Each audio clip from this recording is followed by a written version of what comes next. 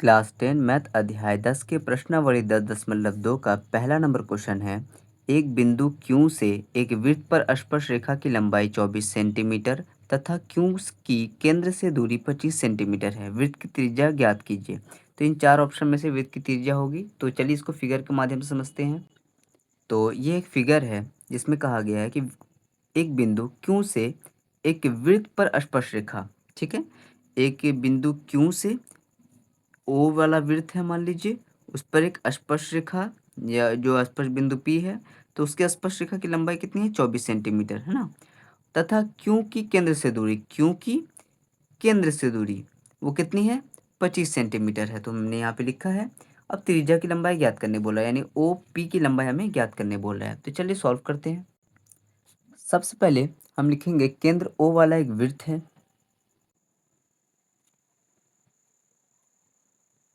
हमने लिखा केंद्र ओ वाला एक वृत्त है जिसमें हम लिखेंगे ओ क्यू बराबर 25 सेंटीमीटर और क्यू पी बराबर 24 सेंटीमीटर।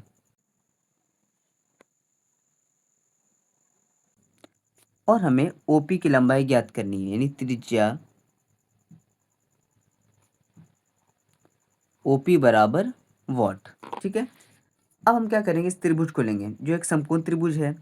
तो हम इसको लिखेंगे ओ पी क्यू, समकोण त्रिभुज ओ पी क्यू में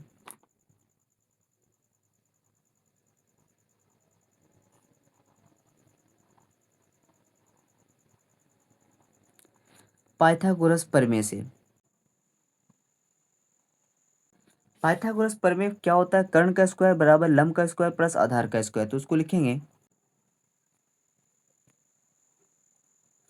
कर्ण क्या है, कर्ण 90 डिग्री की सीधी वाली रेखा होती है, यानी ओ क्यू हमारी कर्ण है। तो ओ क्यू इसका स्क्वायर बराबर लंब क्या है, लंब 90 डिग्री का सीधा लाइन होता है, यानी क्यू पी। तो क्यू पी क्या हो जाएगा, लंब हो जाएगा। और आधार हमारा ओ पी है, तो हम लिखेंगे ओ पी का स्क्वायर। ओ क्यू कितना है 25 सेंटीमीटर, तो हम यहाँ पे लिखेंगे 25 सेंटीमीटर का स्क्वायर।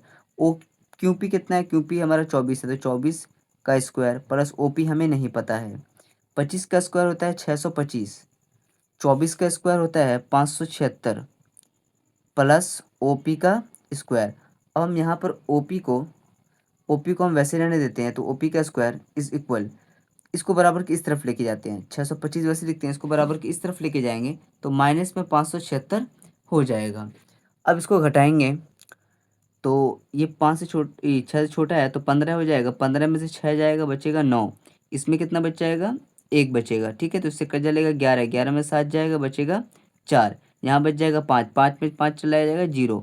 ओ पी बराबर 49। अब स्क्वायर है, बराबर के उस तरफ ले जाएंगे तो रूट चढ़ जाएगा, तो 49 का रूट यानी ओ पी कितना हो जाएगा, 7 हो जाएगा। 49 का वर्गमूल कितना होता है, 7 सेंटीमीटर। चलिए, तो ये हमारा जो ओपी है वो 7 सेंटीमीटर हो जाएगा। तो हमारा ए नंबर ऑप्शन करेक्ट हो जाएगा।